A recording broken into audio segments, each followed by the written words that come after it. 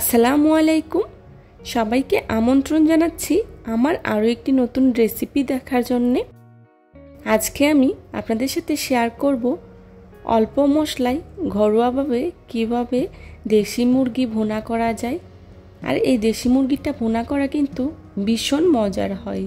আমার রেসিপিটা ফলো করে আপনারা বাসায় ট্রাই করে দেখবেন, তাহলেই বুঝতে পারবেন। আশা করছি আমার আজকের এই রেসিপিটি আপনাদের কাছে খুবই ভালো লাগবে। যদি ভালো লাগে তাহলে অবশ্যই একটি লাইক দিয়ে পুরো ভিডিওটি কন্টিনিউ করবেন প্লিজ। আজকে দেশি মুরগি ভুনা করার জন্যে এখানে আমি নিয়েছি একটি দেশি মুরগি। মুরগিটাকে আমি খুব ভালো করে কেটে ধুয়ে পরিষ্কার করে নিয়েছি। আর দেখতেই পাচ্ছেন মুরগিটাকে আমি স্কিন সহ নিয়েছি। এবার চুলায় একটি প্যান বসিয়ে এর মধ্যেই দিয়ে দিচ্ছি রান্না করার রেগুলার তেল 1/3 কাপ। তেলটা হালকা গরম হয়ে আসলেই দিয়ে দিচ্ছি তেজপাতা, এলাচ, দারচিনি, লবঙ্গ, আর দিয়ে দিচ্ছি পেঁয়াজ কুচি 1 কাপ। এখন পেঁয়াজটাকে আমি খুব ভালো করে ভেজে নেব। আমার পেঁয়াজটা ভাজা হয়ে গিয়েছে। এবার এর মধ্যেই দিয়ে দিচ্ছি টমেটো কুচি, বড় সাইজের একটি। পেঁয়াজের সাথে টমেটোটাকে আমি খুব ভালো করে ভেজে নেব। এই পর্যায়ে টমেটো দিলে টমেটোটা খুব ভালো করে গলে যায় আর তরকারির কালারটা খুব সুন্দর আসে। দিয়ে দিচ্ছি রসুন বাটা 2 চা চামচ, আদা বাটা 2 চা চামচ। এখন আদা রসুনটাকে আমি খুব ভালো করে ভেজে নেব, যাতে করে এর কাঁচা গন্ধটা চলে যায়। আমার আদা রসুনটা ভাজা হয়ে গিয়েছে। এখন এর মধ্যেই দিয়ে দিচ্ছি 2 চা চামচ লাল মরিচের গুঁড়া, 1 চা চামচ হলুদের গুঁড়া, 1 চা চামচ জিরা গুঁড়া, 1 চা চামচ ধনিয়া গুঁড়া, আর দিয়ে দিচ্ছি লবণ 1 চা চামচ। এখন সবগুলো মশলা আমি তেলের সাথে খুব ভালো করে ভেজে নেব। মশলাটা তেলের সাথে ভেজে নিলে তরকারির কালারটা খুব সুন্দর আসে। ভাজা হয়ে গিয়েছে। এখন এর মধ্যেই দিয়ে দিচ্ছি পানি 1/2 কাপ। পানিটা দিয়ে আমি মশলাটাকে খুব ভালো করে কষিয়ে নেব। বেশ কিছুক্ষণ সময় নিয়ে মশলাটাকে আমি খুব ভালো করে কষিয়ে নিয়েছি। দেখুন তেলটা উপরে ভেসে উঠেছে।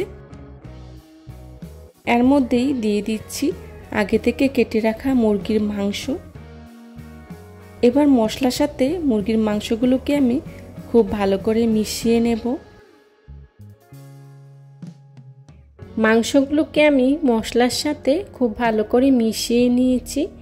এবার ঢাকনা দিয়ে ঢেকে 20 মিনিটের মতো মাংসগুলোকে আমি কষিয়ে নেব। এই পর্যায়ে চুলার আঁচটা কিন্তু মিডিয়ামে থাকবে। চুলার আঁচটা মিডিয়ামে রেখেই কিছুক্ষণ পরপর নেড়ে মাংসগুলোকে খুব ভালো করে কষিয়ে নিতে হবে।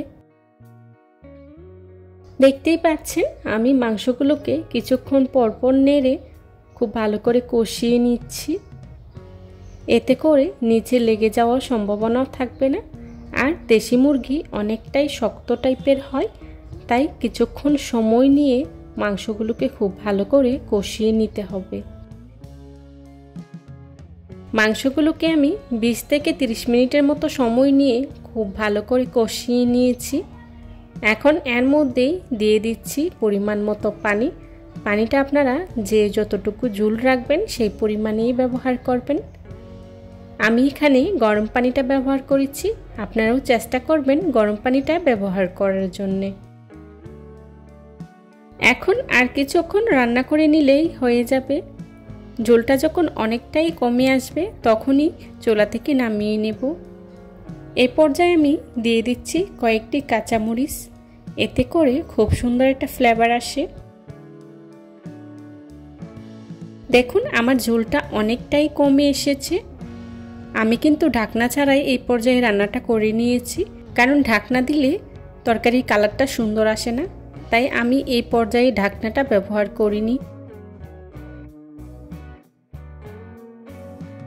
হয়ে গেল আমার মজাদার দেশি মুরগি ভুনা।